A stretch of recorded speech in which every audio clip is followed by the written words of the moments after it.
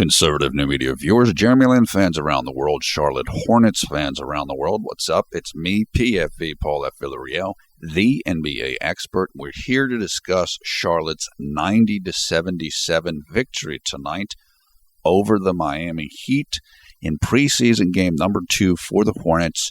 The game took place in Miami, Florida. Woo! I'll just say that real quick.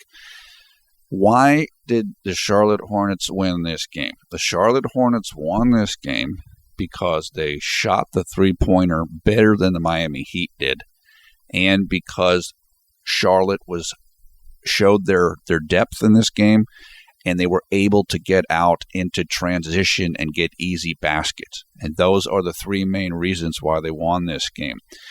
This was almost like modern team ball against somewhat of dinosaur ball, and the dinosaur ball being represented by the Heat's inability to shoot the three-pointer, and Miami having a little bit more size than did the smaller Hornets. But the Hornets primarily used the contributions of three guards, or three-point guards, as they kept being referred to on the Miami telecast, to do their damage. And those three-point guards were reserve Brian Roberts, Kemba Walker, and J-Lin. Brian Roberts finished the game with 21 points on 6 of 11 shooting. He was terrific in this game.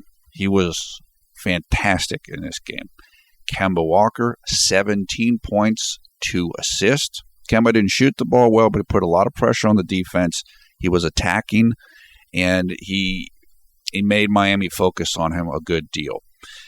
J-Lin, 10 points, 3 rebounds, 1 assist. Jeremy played 27 minutes, shot 3 of 7 from the field, including 0 of 2 from three-point range, 4 of 5 from the free throw line, 1 assist. He had 4 turnovers, 1 personal foul. Plus minus was plus 16, which is the second best on the team behind Tyler Hansbrough, who had a plus 17. The only thing negative you can say about Jeremy in this game was the turnovers. And I didn't see one of the turnovers, so I can't comment on it. But I can tell you that one of the turnovers was a blown call by the referee. Jeremy was called for a travel when the truth was he was hit, shoved, or bumped into before he made his move. And another one of the turnovers that was credited to Jeremy was a little shovel pass, a short pass that J-Lin made to, I believe, Frank Kaminsky under the basket that Kaminsky should have grabbed. It was a good pass. Maybe it was a little bit low, but it was still a good pass. So I'm not going to get too caught up in the turnovers tonight. I thought that Jeremy played a smart game, and I thought for a lot of the game, first of all, he was playing shooting guard alongside of Brian Roberts, who was playing point guard. So he was allowing Brian Roberts to run the team as the point guard, which is what he should have done. And he knew that Brian Roberts had it going. Brian Roberts was hot and was feeling it in this game. When you have a teammate that's got it going, your responsibility is to get out of the way and to kind of feed that teammate. And Jeremy did that. Particularly one play that stands out in my mind in particular was, I don't know if it was the third or the fourth quarter. I have it written down. I think it was the third quarter when J-Lin collected a rebound, ran down the court in transition, and he saw Brian Roberts spotted up to the right of him on the three-point line, passed the ball to him, and Brian Roberts drilled a three-pointer. And that was just as the Miami Heat were making a run. And so that kind of pushed the Heat back a little bit. So I really like the depth of this team. If Brian Roberts is able to do this type of a thing or something similar to this with any regularity, not only will he make the team, which we've discussed in some videos I think was kind of up for grabs, then you've got even another powerful talent, because Jeremy Lamb is not really a point guard. He's not really a playmaker, okay? So right now you have 3 primary playmakers on this team. That's Kemba Walker, J-Lin and Nick Batum, two of those guys starting. If you add Brian Roberts into that, then you have four guys, which means you can have whatever lineup you have, you're almost always going to have two playmakers on the court. That I hope Brian Roberts is able to build off of this and make the team and play like this, because it makes it easier for the team. It's just you're going to have more balance on the team then, and you can get nights like this. And look, the Hornets came into this game. They played last night. They're missing Michael Kidd-Gilchrist. They sat Al Jefferson. They sat Nick Batum. And they sat Spencer Hawes. And Miami was pumped up. This is their home opener for the preseason. Chris Bosh is coming back. They wanted to win this game. The Hornets just kind of leisurely strolled in and did what they needed to do and did what they wanted to do. So a very impressive and inspiring night from the Hornets. And this is why I think this team has the capability to surprise some teams and surprise the experts a little bit. Tonight, honestly, and I don't want to over-promote this, but this is what I thought about. When I watched the Hornets tonight, I thought they reminded me of the Golden State Warriors. That talent throughout the entire roster, all the way down the roster. Anybody that gets on the court can play, and they can really play, and they can play with skill. They can shoot from the outside. They can dribble. They can penetrate. This is a modern NBA basketball team.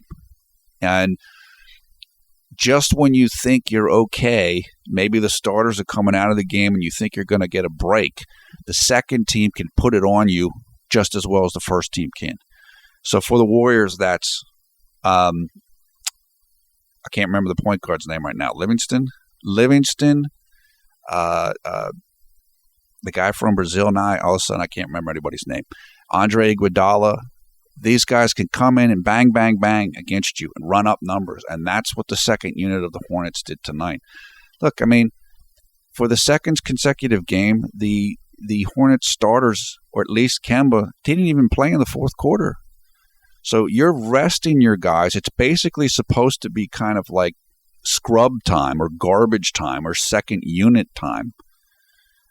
But these guys are productive basketball players, and they're making good plays. And so if you need these guys to deliver you a victory in a tight situation, they can do it. That's really a luxury, because your starters get more rest. Guys they're healthy, they're rested. This was a really good display by the team. And I think that we're seeing the characteristics that we thought we were going to see from this team. We're seeing that they are a little bit better than I think people are giving them credit for. And the vision of general manager Rich Cho, and let's give some credit to owner Michael Jordan. People diss the team all the time. They say they're dysfunctional and they don't know what they're doing. Well, they're looking pretty good right now. I think they're starting to figure it out, and they are clearly going towards that spread offense, deep Warriors type team model, and it's starting to show results. And the players the team was unselfish for the most part. They're playing the right way. They're moving the ball. And it's much harder to defend a team when you play like that. And that's what they're doing. They won this game even though they had more turnovers than assists. They didn't, so they weren't able to get the kind of flow on offense that they had yesterday against the Magic. And a lot of that I credit to the Miami defense. Miami's defense is aggressive. They're trapping. They don't let you run a lot of pick and rolls without them interfering and kind of blitzing the pick and rolls, as they call it. But Charlotte still stayed with it. And because of their ability to shoot the ball, 41% from three-point range, and because of their ability to get to the free throw line and convert there, 84%, they were able to overcome the relative lack of assist and the poor shooting for the team, 35%. They were able to overcome that because the reasons I just mentioned, and Charlotte played enough defense to hold Miami to only 37% on their field goal attempts and only 19% from the three-point line. So that's what I said is, if you line these two teams up on a playground, everybody's going to pick Miami to win. They look bigger. They look more athletic. They seem like a better team. When you actually roll these guys out and let them play, and you play in the spread out team ball way, Charlotte can get it done. Charlotte is productive. I know that the Hornets took a lot of negative reaction in terms of their decision and desire to draft Frank Kaminsky. Now, of course, Kaminsky is highly regarded, but there was something like, I don't know, Michael Jordan said, or there were reports that supposedly they wouldn't even take four first-round picks for Kaminsky. Now you're starting to understand why. Even though he only shot 3 of 11 in this game, Kaminsky is what is required from a modern power forward or center. He's legitimately 6'11" tall, which is very tall. That's basically the same height as Tim Duncan, but he can shoot. He puts pressure on your defense because of his shooting ability. All 3 of his makes in tonight's game were from three-point distance. One of them was a gigantic shot when Miami was trying to make a run.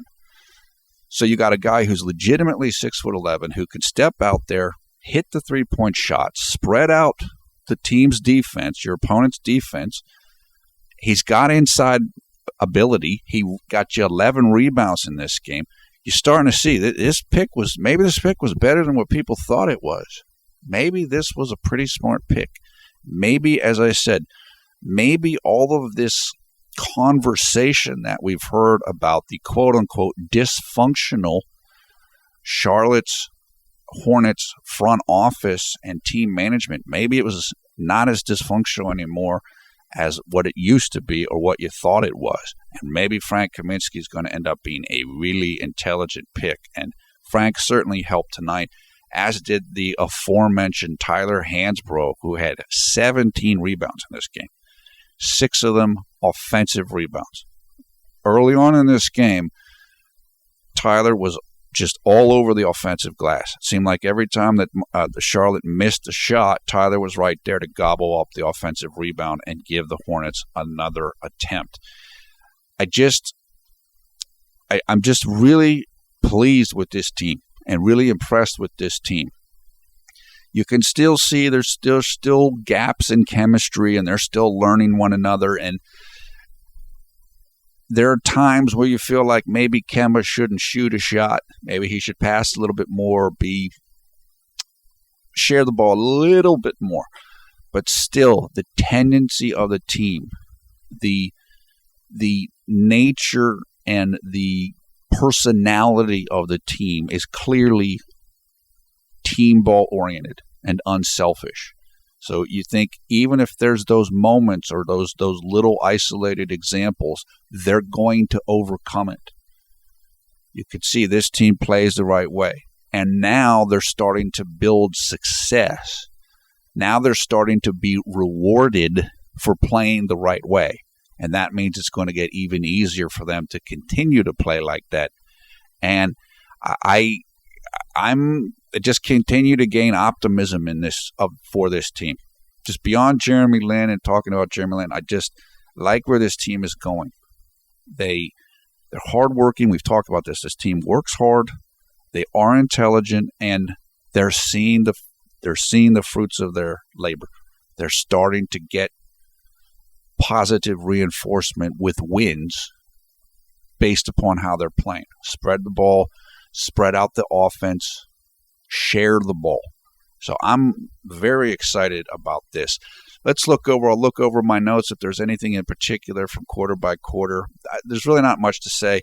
I actually received a phone call in the third quarter of this game, so I kind of lost focus slightly.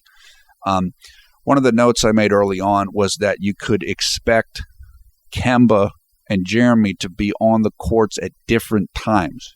because coming into this game, you'd think those are your two primary playmakers with Nick Batum sitting out. And so if you always want to have at least one playmaker on the court at all times, and so you would expect that Coach Clifford would alternate when those two were on, which he did for most of the game, except in the third quarter. I believe there was a period of time where they were sharing the court at the same time. However, Brian Roberts showed up, and so you added in another playmaker to the equation. Also, here early in the first, I said that Charlotte is consciously gunning three-pointers. We mentioned this in yesterday's game as well. Yesterday, Charlotte shot 31 three-point attempts. Tonight, they shot 29. I went and did the statistics research from last year. Basically, last year, they averaged somewhere around 20 three-point attempts per game. So they're clearly trying to bump that up. And early on in this game, I could see the idea was in their head. Get up threes, shoot threes, put up threes, and put them up quickly. So, as we talked about in our videos building up to this season, we're going towards more of a Golden State Warriors 7 seconds or less, high-tempo, quick-paced offense. And so Charlotte was looking for the three-point shot, and they were looking for them fast. They wanted to speed up the tempo of this game, and clearly it worked in their favor. Then I made a note late in the first quarter, says Miami is blitzing Jeremy Lin on the pick and roll. Blitz is, instead of allowing the guard or whoever initiates the pick and roll, then you have, after the screen is set for you, you a lot of times have kind of an open lane to drive. Well, to counter that, whoever is screened, the offensive man who sets the screen, his defender, when the blitzing is done, that defender, instead of staying with the man who set the screen, they come out and challenge the man who had the screen set for them. So if Jeremy Lin has a pick set for him by Frank Kaminsky, instead of Frank Kaminsky's defender staying with Frank, he then, as soon as the pick is set, he comes out and forces Jeremy to stop. And that's known as blitzing or trapping a pick and roll. And it works. This is part of how Miami attacks pick and rolls and why they're one of the better defensive teams in the league against the pick and roll. At least, I'd have to check the stats on that, but that is their reputation. And so they weren't allowing Jeremy to get going in pick and rolls. And some of the Jeremy Lin fans were, what's going on with Jeremy in the first half? And that's a lot of what was going on with Jeremy. They took it away, the pick and roll, and that's what they were doing. And that's how they were doing it. Okay, early on in the second, I made a note, Jeremy is being patient with the ball. So he's not picking up cheap turnovers, and he looks confident and smooth on his jump shots. Jeremy is definitely looking for his shot more. Now, Brent Yen made the note on Twitter that while he's playing shooting guards shoot more, point guards pass more. That's true. He is. He is playing shooting guard most of the time when he's on the court here, either with Kemba or with Brian Roberts. Jeremy, at that point, is at the shooting guard position. However, I just noticed that Jeremy he looks more, the work that he's put in on his jump shot really seems to be paying off. And I think Jeremy feels more confident in his jump shot. So he's looking to get opportunities to shoot the ball more than he's done in the past. And that's a good thing to see. Okay, just going through the notes a little bit further here.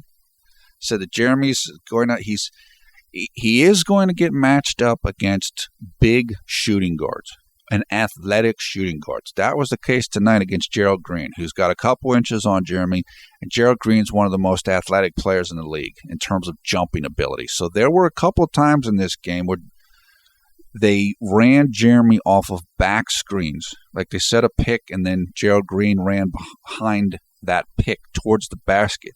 They got Jeremy on a couple of those plays. And in order for Jeremy to be able to play at shooting guard on defense, he's going to have to work hard. And some of these times you saw in this game, they were hacking Jeremy when Jeremy had the ball, and when Jeremy was on defense, kind of setting hard screens or pushing off of him and stuff. And some teams are worse about that than others. And Jeremy's going to get picked on defense because his reputation is not as a good defender.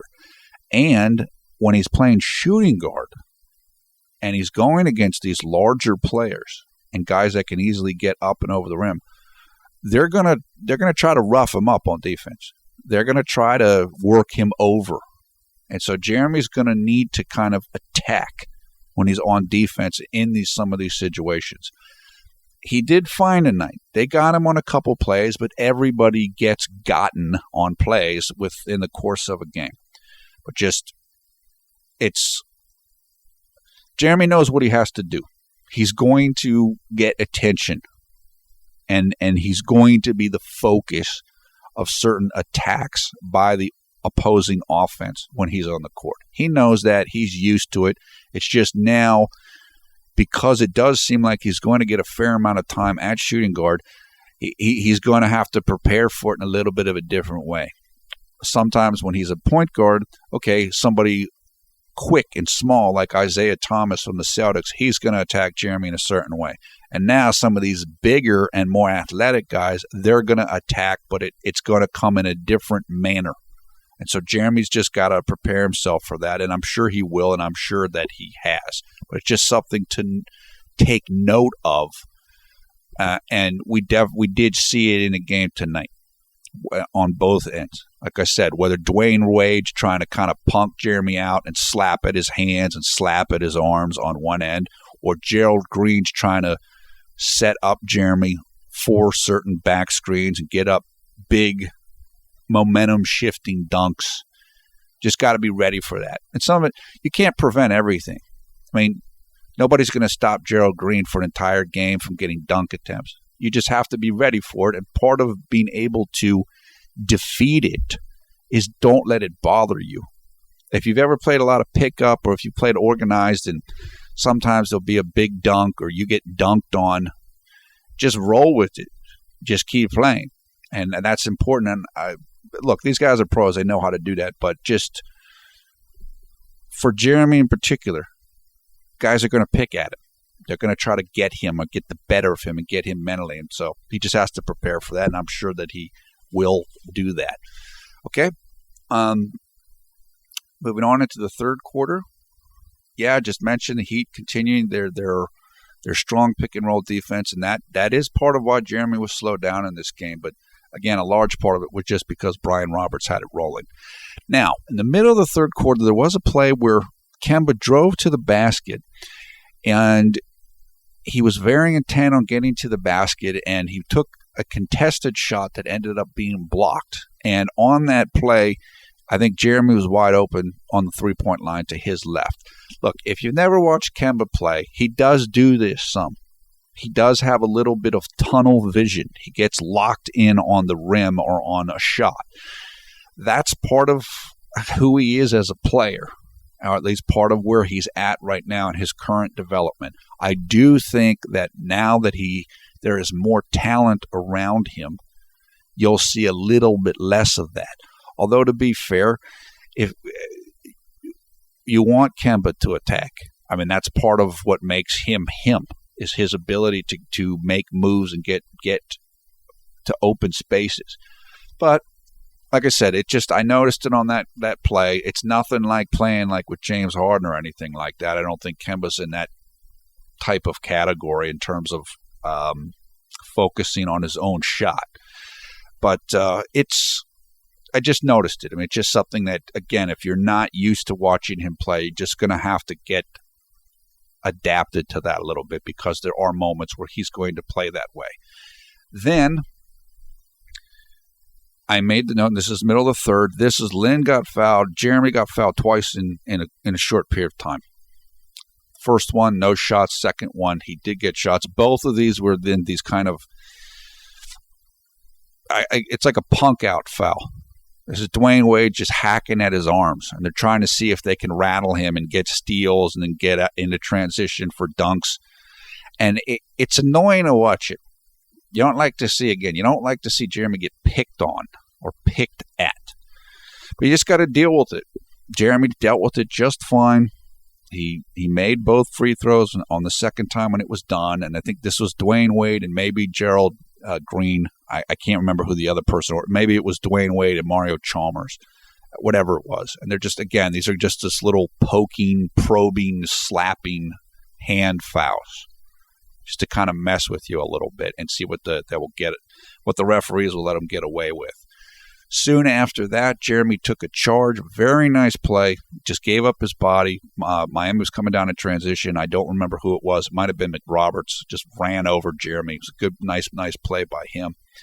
And soon after that play, Jeremy then scored in transition, and that ended a 9-0 Charlotte run, which put the Hornets up 8 points, 67-59. Okay. Moving on to the fourth. This is when Jeremy got the play in transition where he found Brian Roberts flaring off to his right. Jeremy was running straight down the middle of the court with the ball in his hands. Brian Roberts comes out to his right. Jeremy hit him in stride for a three-pointer, which at that point put the Hornets up 75-70. So at that point, they were up only 2 points.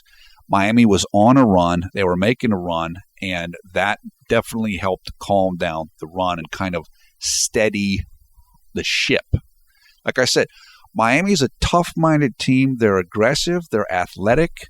They can be intimidating, and they were definitely trying to impose their will on the Hornets at that point in time. And that's when you need to kind of steady yourself, make a play, get the momentum back, and that's exactly what Jeremy did with Brian Roberts in that sequence on the three-pointer. Middle of the fourth, Jeremy got his fourth turnover when he was called for this turnover. Was called for travel after I thought he was clearly fouled on the perimeter. So what happens is Jeremy's there and he's waiting to make his move. He goes to make his move. The guy hits him with the body, and then both Jeremy and I can't remember, it might have been Gerald Green, they both look at the referee. Referee calls a travel. You can see the look on Jeremy's face like, what are you talking about? I got fouled without question, but they didn't call it. The refs weren't on Jeremy's side in that instance. But instead of hanging his head, Jeremy kind of picked it up. He then made a nice defensive play where Miami put the ball inside. They passed the ball on the inside. Jeremy came off of his man, came down, helped kind of annoy the offensive player who went up to make a low post move. The player missed the shot. Jeremy, I don't think he got the rebound, but off of that sequence, Charlotte came down the other end of the court. Jeremy got the ball about 10 degrees left of the top of the arc, drove through two Miami Heat players and got a scoop layup right off of the rim, right off of the glass. That put Charlotte up 81-75. So, and then we went from there. Charlotte extended the lead and they were able to hold on to the lead. But when they needed to make a stand, Jeremy made important plays. He wasn't brilliant in the fourth quarter like he was yesterday against the Magic, but when he had to make plays, we needed to kind of suck it up, he did. So that's we've always seen those characteristics in Jeremy, Mr. Fourth Quarter. We've called him before, and we saw it again tonight. So, look, an excellent win. Hornets, they're going home. The next preseason game they will play, I believe, is next Sunday, a week from today. Yes, that's correct. And that will take place in China. I can't remember which city they'll be in first, but that will be the 2-game set against the Los Angeles Clippers in China. So Jeremy was in China not too long ago. It's fun. He's going to get to go back there. And the team's got to feel good about themselves. Now they've kind of got a sense of where they're at. The only negative, of course, from the team was the injury to Michael Kidd-Gilchrist. It was said during the broadcast tonight that Michael will have an MRI done on his shoulder tomorrow, and then they'll know the extent of the injury. And the announcer tonight said that the timetable for MKG's comeback looks like something like 3 weeks to 3 months. Just have to see how bad the shoulder is. Hopefully it won't be that bad. It's unfortunate because this has been such a good trip for them. It's everything else has been positive. You got your 2-0. You got to rest several players tonight, and the team looks good. The team's kind of coming together and getting some synergy and some chemistry going. So it's unfortunate, but injuries do happen. It definitely appeared to be a fluke injury. If you didn't see it, Michael just slipped on the court. It was almost like there was a wet spot on the court. He just slipped down and smacked his right shoulder on the ground, and unfortunately, he dislocated it. So, we certainly wish the best for him. Okay, that's about all I have to say. Again, this is a little bit more loosely structured than I will do it in some certain times if you're new to this video. But I love what I saw on both of these nights. And there might be people who think J-Lin fans maybe could have done more. He did great tonight. He did what he was supposed to do tonight, which was when he needed to make plays, he made them, and he facilitated and allowed Brian Roberts to really control things, which he should have done because Brian Roberts had it going tonight, and that was good to see. The team they're energetic. Somebody mentioned to me that I wasn't giving Tyler Hansbrough enough credit or considering him enough on pick and rolls with Jeremy, and I've always considered that Tyler was going to be the fifth big man on this team behind Al Jefferson, Cody Zeller, Frank Kaminsky, and Spencer Hawes. If Tyler plays like this, he's going to need a whole bunch of credit. The thing you can never underestimate with Tyler Hansbrough is he just plays with almost like a mania. He's so high energy. He just affects everything. Usually he annoys the heck out of his opponents, but it's catalyzing for his own team because it makes you play at a higher energy level yourself. You get somebody like Tyler Hansbrough and Jeremy Lin playing on the same unit, it's just going to be bang, bang, bang, bang. And we did see some of that tonight particularly with Tyler's contributions and the rebounding battle. So, look, if Tyler can play like this, he's going to help the team quite a bit. So I was very excited and happy for him that he was able to put up this type of performance, and they needed it tonight, and he definitely delivered. Okay, that is it for now.